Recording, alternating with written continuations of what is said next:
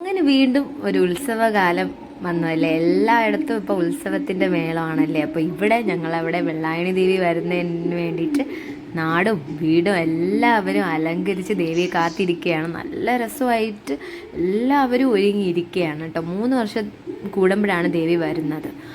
അപ്പോൾ ഇങ്ങനെ ഇതൊക്കെ ചെയ്യുന്നത് ഇവിടെ ആദ്യമായിട്ടാണ് കേട്ടോ. ഇങ്ങനെയൊക്കെ ഇത്ര ഗംഭീരമായിട്ട് ഒരുക്കുന്നത് ഇതാദ്യമായിട്ടാണ്. ഞങ്ങളിങ്ങനെ ജാതി മതഭേദമന്യേ എല്ലാവരും ഇതൊക്കെ ഞങ്ങളിവിടെ എല്ലാവരും ആഘോഷിക്കുക. അങ്ങനെയാണല്ലോ നമ്മളുടെ കേരളം അല്ലേ. അങ്ങനെ വേർതിരിവൊന്നുമില്ല.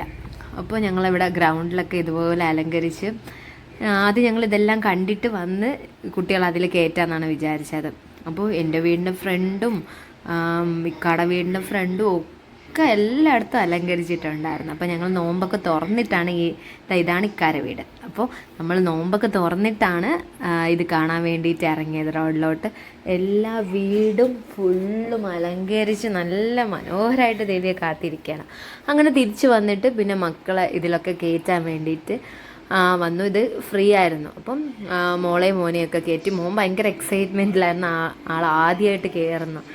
അങ്ങനെ പിന്നെ അവിടെ കുതിരയും ഒട്ടകവും പിന്നെ ഈ തത്തയൊക്കെ ഉണ്ടായിരുന്നു. പിന്നെ അതൊക്കെ കണ്ടു. പിന്നെ ഇഗ്വാന ഉണ്ടായിരുന്നു, പാമ്പുണ്ടായിരുന്നു. അതൊക്കെ എൻ്റെ കയ്യിൽ തരട്ടേന്ന് ചോദിച്ചു. ഞാൻ പറഞ്ഞു വേണ്ട, എനിക്ക് ഈ സംഭവമൊക്കെ കാണാൻ ഇഷ്ടമാണ്, കയ്യിൽ പിടിക്കാനൊക്കെ പേടിയാണ്. ഒരു വട്ടം ഞാൻ പിടിച്ചിട്ടുണ്ട്. പിന്നെ നല്ല നല്ല ക്യൂട്ടായിട്ട് നല്ല കിറ്റിയൊക്കെ ഉണ്ടായിരുന്നു. പൂച്ചയുടെ സംഭവം ഉണ്ടായിരുന്നു. പക്ഷെ അതിനേക്കാളും മോൻ ഭയങ്കരമായിട്ട് പേടിച്ചു കേട്ടോ.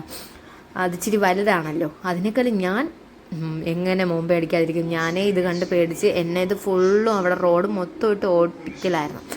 അങ്ങനെ പിറ്റേന്നാണിത് ദേവി വന്നത്. വീടിൻ്റെ ഫ്രണ്ടിൽ നിന്ന് ഇതെല്ലാം കാണാൻ പറ്റും. നിറപറയാണ് കേട്ടോ. അങ്ങനെ വീടിൻ്റെ ഫ്രണ്ടിൽ നിന്ന് നമ്മൾ കണ്ടു. എൻ്റെ വീടിൻ്റെ ഓപ്പോസിറ്റ് അടുത്ത് തന്നെയായിരുന്നു മോളുടെ ഫ്രണ്ടിൻ്റെ വീട്, ആവണിക്കുട്ടിയുടെ വീട്. അപ്പോൾ ഞങ്ങൾ അങ്ങോട്ട് പോയി കാണാൻ വേണ്ടിയിട്ട്. ഞാനിതെൻ്റെ അറിവ് വെച്ച കാലം മുതലേ കണ്ട് വളർന്നതാണിത്.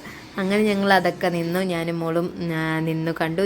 ഒക്കെ വന്നിട്ടാണ് ഞങ്ങൾ പിന്നെ വീട്ടിൽ പോയത്. അപ്പോൾ ഇതാണ് വെള്ളായണി ദേവിയുടെ ഇതാണ് കേട്ടോ, മുടി എന്നാണ് ഇതിനെ പറയുന്നത്. അങ്ങനെ ഇതൊക്കെ കണ്ടു. അവിടെ പടക്കമൊക്കെ പൊട്ടിച്ചു. നല്ല ഹാപ്പി ആയിട്ട് എല്ലാവരും എൻജോയ് ചെയ്തു. മക്കളൊക്കെ ഒരുപാട് കളിച്ചതിന് ശേഷം ഞങ്ങൾ വീട്ടിൽ പോയി. അപ്പോൾ ടാറ്റാ.